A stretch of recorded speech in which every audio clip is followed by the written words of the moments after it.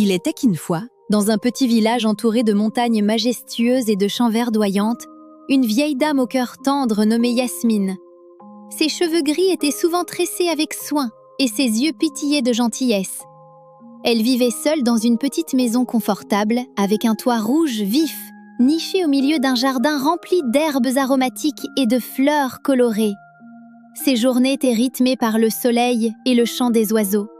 Chaque après-midi, les enfants du village venaient s'asseoir à ses pieds, écoutant avec émerveillement les histoires qu'elle racontait, des contes de fées aux légendes anciennes.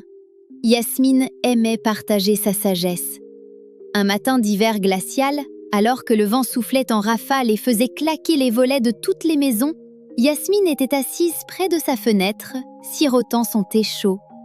Soudain, elle entendit un bruit léger, un petit tapotement discret. « Qu'est-ce que c'est » murmura-t-elle, son cœur battant légèrement d'une douce curiosité.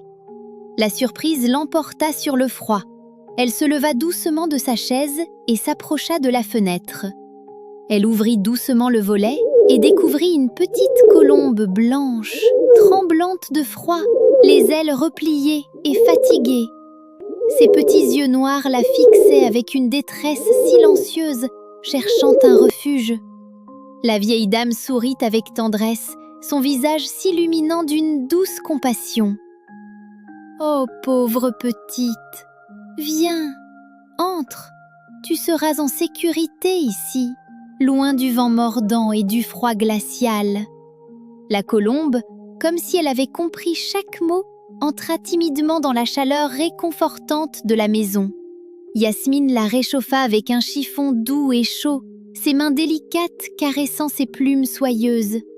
Elle lui donna quelques graines de son jardin, précieusement conservées, et un peu d'eau fraîche dans une petite soucoupe en argile. La colombe, reconnaissante, roucoula doucement, un son mélodieux qui remplissait la pièce.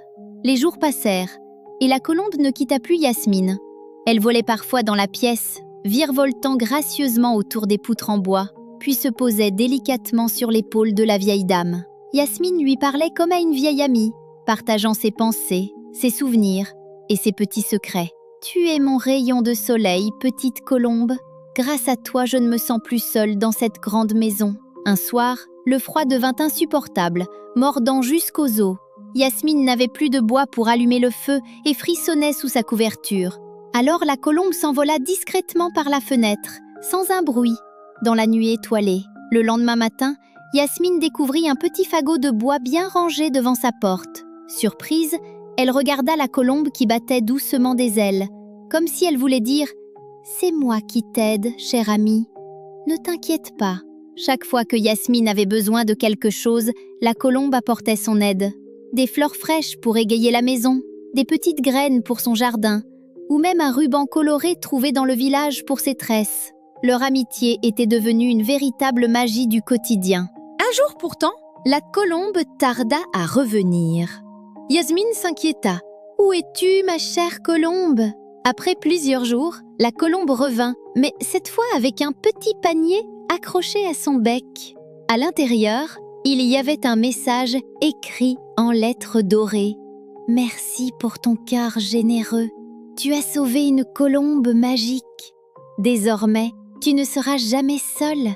L'amitié t'accompagnera toujours. » La vieille dame, émue aux larmes, caressa doucement la colombe et dit « Le plus beau cadeau, ce n'est pas le panier, mais ton amitié, ma douce colombe. » Et depuis ce jour, on voyait souvent Yasmine marcher dans le village avec sa colombe blanche posée sur son épaule, un symbole vivant d'amour et de fidélité, rappelant à tous la beauté d'une amitié inattendue et éternelle.